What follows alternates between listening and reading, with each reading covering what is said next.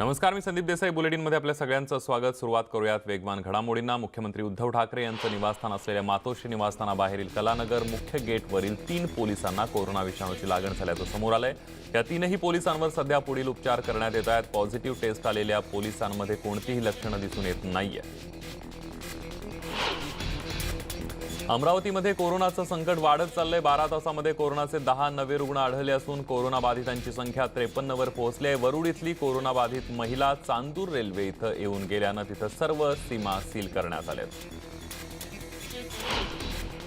औरंगाबादमध्ये कोरोना रुग्णांमध्ये झपाट्यानं वाढ होते. आज 23 कोरोना पॉझिटिव्ह रुग्ण आढळलेत. गेल्या 24 तासांमध्ये 62 रुग्णांची वाढ झाली असून कोरोना रुग्णांची संख्या 239वर जाऊन पोहोचली आहे.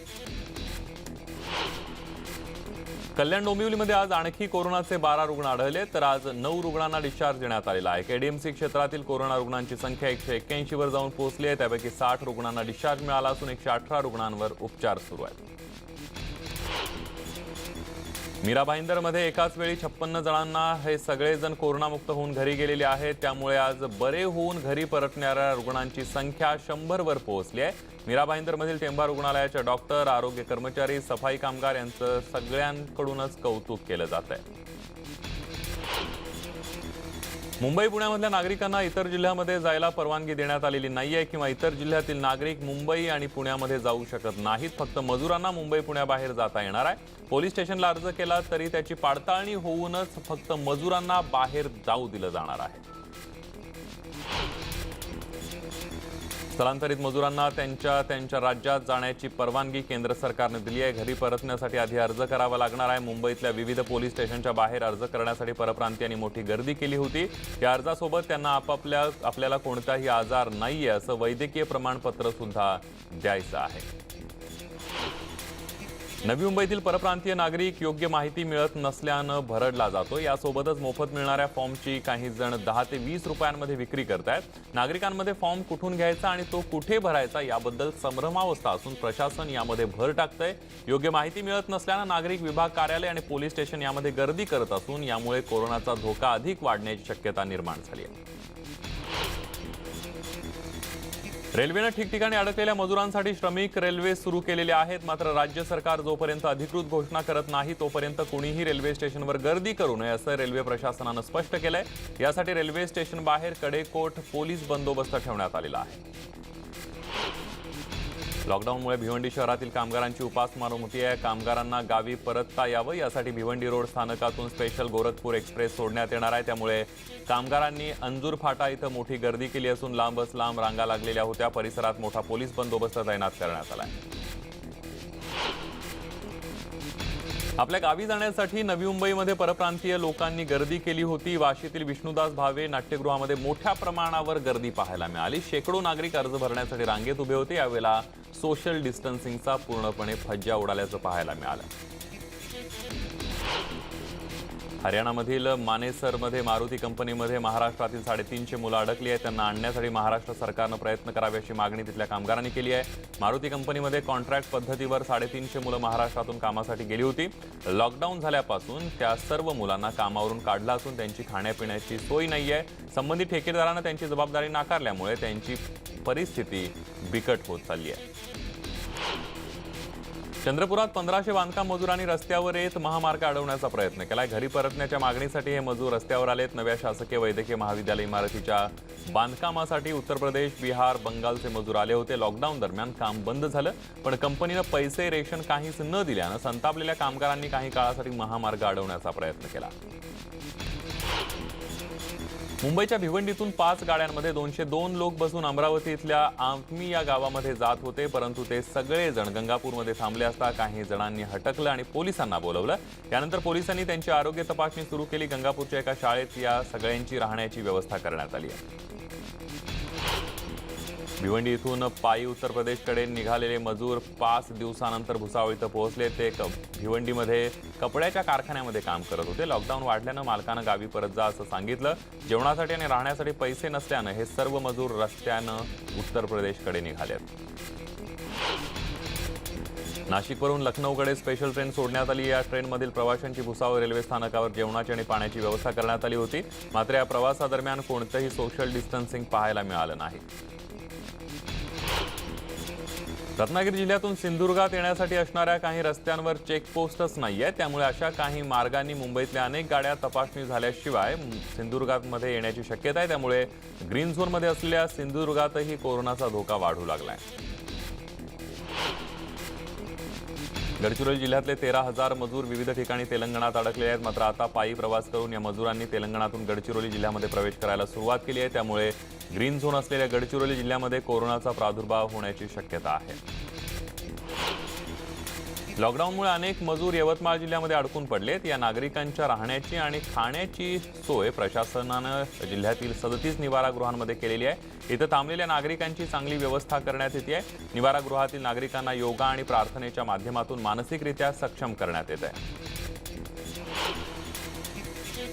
चेंबूरच्या टिळकनगरमधील बॉम्बे रुग्णालयामध्ये काम करणाऱ्या परिचारिका कोरोनाला हरवून घरी आल्या, तर इमारतीमधील रहिवाशांनी खाली उतरून त्यांचं स्वागत केलं। तर दुसरीकडे विक्रोळीमध्ये गोदरेज हॉस्पिटलमध्ये परिचारिका कोरोना आजारातून मात करून आपल्या घरी सुखरूप परतली, म्हणून चाळीतल्या रहिवाशांनी त्यांचं टाळ्यांच्या गजरामध्ये स्वागत केलं। नागपूरच्या भाजी बाजारामध्ये फिजिकल डिस्टन्सिंगचा फज्जा उडाल्याचं पाहायला मिळालं। भाजीपाला खरेदी करण्यासाठी ग्राहकांची गर्दी पाहायला मिळाली। वर्धमान नगरमधील आकाश खेळाच्या मैदानामध्ये मोठी गर्दी झाली। नागरिकांकडून लॉकडाऊनच्या नियमांचं उल्लंघन सुद्धा होताना पाहायला मिळालं।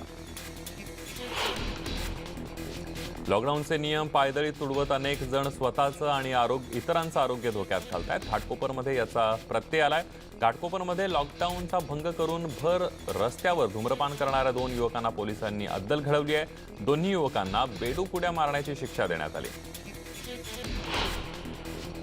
लॉकडाऊनच्या काळात अनेक ठिकाणी पोलिसांच्या कामात अडथळे आणल्याचं त्यांच्यावर हल्ले होताना पाहायला मिळतात। वांद्रे इथेही पोलिसांच्या कामात अडथळा आणण्याचा प्रकार घडला। यावेळेला पोलिसांनी या विनाकारण भटकणाऱ्यांना दंडुक्याचा प्रसाद दिला। कोरोनाबाधित पोलीस अंबरनाथ पोलीस स्टेशनला आल्यानं त्याच्या संपर्कातील एका पोलीस कर्मचाऱ्याला कोरोनाची लागण झाली आहे। त्यामुळे खबरदारी म्हणून सध्या अंबरनाथ पोलीस ठाण्याचं प्रवेशद्वार बांबू आणि टेबलच्या मदतीनं प्रतिबंधित क्षेत्र म्हणून बंद करण्यात आलंय। शिवाय संपूर्ण पोलीस ठाणं निर्जंतुकीकरण करण्यात आलेलं आहे। दिलासादायक बाब म्हणजे याच पोलिसाच्या संपर्कातील इतर 14 पोलीस कर्मचाऱ्यांचे कोरोना अहवाल निगेटिव्ह आले आहेत। शिवडी रेल्वे स्टेशनचे स्टेशन मास्तर नितेश सिन्हा यांनी जवळपास 3.5 लाख रुपये खर्च करत मास्क, सॅनिटायझर आणि रबरी हातमोजे वाटायला सुरुवात केलेली आहे। सुरुवातीला त्यांनी आपल्या कर्मचाऱ्यांना या गोष्टी वाटप केल्या, मात्र आणि त्यानंतर रेल्वे पोलीस, मुंबई पोलीस आणि प्रत्येक गरजू व्यक्तीला त्यांनी हे द्यायला सुरुवात केली आहे। पुण्यामध्ये जिल्हा प्रशासनानं रुग्णवाहिका जमा करण्याच्या नोटिसा चालकांना पाठवलेल्या आहेत। आतापर्यंत 480 रुग्णवाहिका चालक मालकांना नोटिसा देण्यात आली आहेत। या नोटिसीनंतर चालक मालकांनी देखील रुग्णवाहिका जमा करायला सुरुवात केली आहे। त्यामुळे कोरोना बाधितांना रुग्णालयात भरती करणं सुकर होणार आहे। नागपूरच्या महाल परिसरामध्ये कोरोनाची मूर्ती बनवण्यात आलेली आहे। विनाकारण भटकणाऱ्यांच्या मनामध्ये कोरोनाविषयी भीती निर्माण व्हावी हा यामागचा उद्देश आहे। घरातच राहा आणि कोरोनाला हरवा, लॉकडाऊनच्या नियमांचं पालन करा, कोरोना युद्धातील योद्ध्यांचा सन्मान करा असा संदेश देण्यात आलाय। लॉकडाऊनच्या काळात नागपुरातील कचरा संकलन करणाऱ्या एजी ग्रुपच्या शेकडो कर्मचाऱ्यांचं काम बंद आंदोलन सुरू आहे। या सफाई कर्मचाऱ्यांचे 2 महिन्यांपासून वेतन देण्यात आलेलं नाहीये। तसंच कंपनीच्या नव्या नियमाचा विरोध करण्यासाठी हे काम बंद आंदोलन करण्यात आलंय।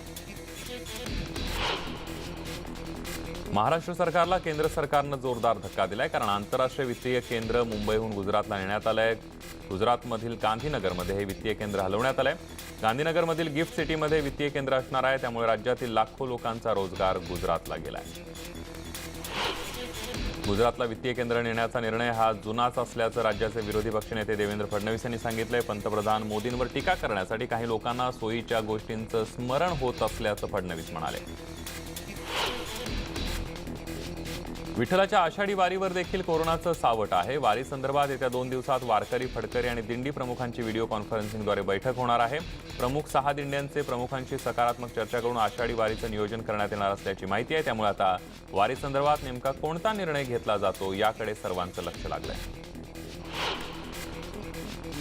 येणाऱ्या काळामध्ये कोरोनाच्या रुग्णसंख्येमध्ये मोठ्या प्रमाणावर वाढ होण्याची शक्यता केंद्रीय आरोग्य समितीच्या वतीनं वर्तवली आहे। त्या अनुषंगानं खबरदारी म्हणून हिंगोलीतील औंढा नागनाथ शहरामध्ये 200 खाटांचं 4 क्वारंटाईन सेंटर उभारण्यात आलेले आहे। त्यामुळे येणाऱ्या काळामध्ये याचा उपयोग कोरोनासोबत सामना करण्यासाठी होणार आहे।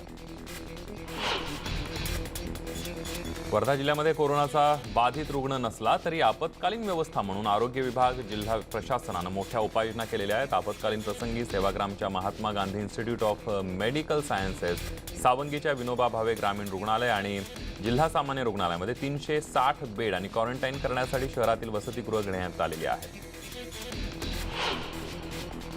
ग्रीन झोनकडे वाटचाल सुरू झालेल्या रत्नागिरी जिल्ह्यात पुन्हा 2 कोरोनाबाधित रुग्ण आढळले. जिल्ह्यातील मुंबई, पुणेमधले 5 लाख चाकरमानी गावी परतण्याच्या मार्गावर त्याच्यात कोरोनाचा रुग्ण आढळल्यानं प्रशासनाची धावपळ उडाली आहे. कोरोनाच्या बाबतीमध्ये मालेगावात आज कभी खुशी कभी गम अशी परिस्थिती पाहायला मिळाली. कोरोना मुक्त असलेल्या मनमाडला 1 रुग्ण पॉझिटिव्ह आढळून आल्यानं खळबळ उडाली, तर येवल्यातही एका महिलेचा रिपोर्ट पॉझिटिव्ह आल्यामुळे इथं पॉझिटिव्ह रुग्णांची संख्या आता 8 झाली आहे. लॉकडाऊनमुळे शिर्डीचं साई मंदिर बंद असलं तरीही लाखो लोक घरबसल्या साईबाबांचं ऑनलाईन दर्शन घेत आहेत.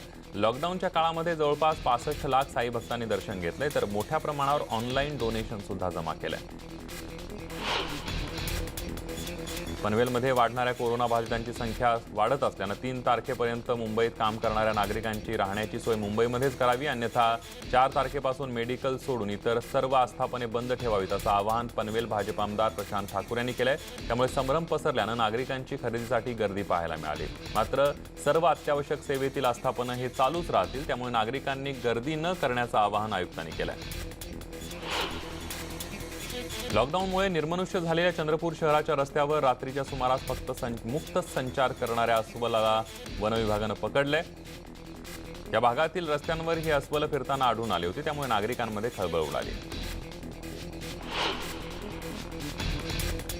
लॉकडाऊनमुळे शेतकरी बांधव अडचणीत आलाय. अशा अडचणीमध्ये सापडलेल्या शेतकऱ्याला भक्तिधाम पोहरादेवी इथल्या आरडी इंटरनॅशनल स्कूलनं मदतीचा हात पुढे केलेला आहे. किसनराव राठोड आणि संचालक मंडळ व्यवस्थापन समितीनं विद्यार्थ्यांची फी माफ करण्याचा निर्णय घेतलाय.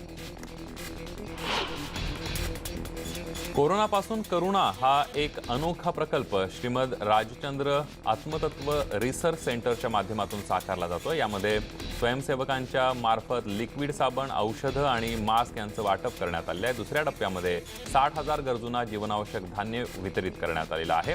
या प्रकल्पामुळे कोविड-19मुळे भरडल्या गेलेल्या अनेकांना मदतीचा हात मिळाला आहे. त्यानंतर एक छोटासा ब्रेक घेऊया. पहा फक्त न्यूज 18 लोकमत. ब्रेकनंतर बघूयात इतर काही महत्त्वाच्या घडामोडी.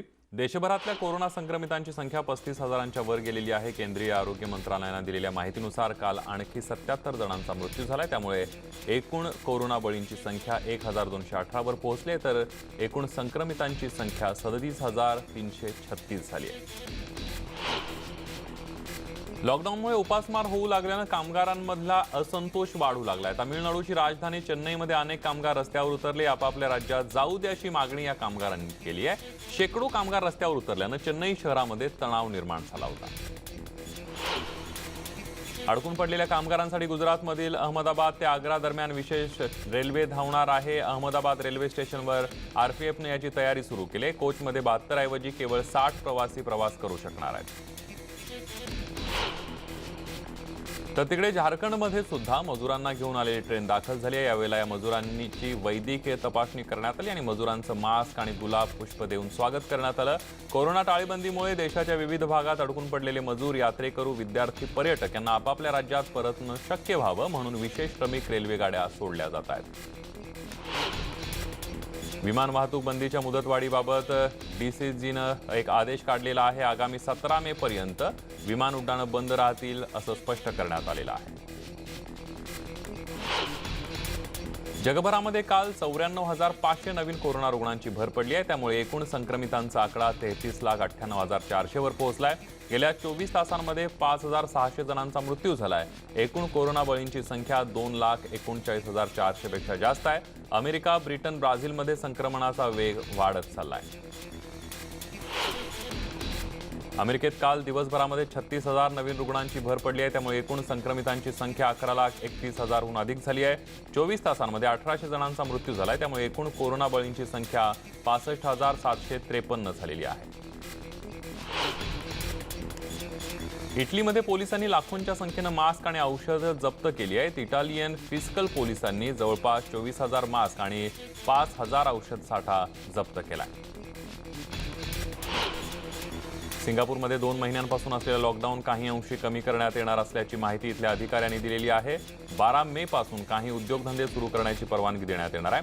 सावधगिरीने आणि हळूहळू निर्बंध कमी केले जाणार असल्याची माहिती इथल्या अधिकाऱ्यांनी दिली आहे. स्पेनमध्ये 7 आठवड्यांच्या लॉकडाऊन नंतर नागरिक प्रथमच घराबाहेर पडले. बार्सिलोनामध्ये नागरिक मॉर्निंग वॉकसाठी बाहेर पडले. इथल्या किनारपट्टीवर देखील लोक पाहायला मिळाले. यानंतर पुन्हा एक छोटासा ब्रेक घेऊया. पहा फक्त न्यूज 18 लोकमत.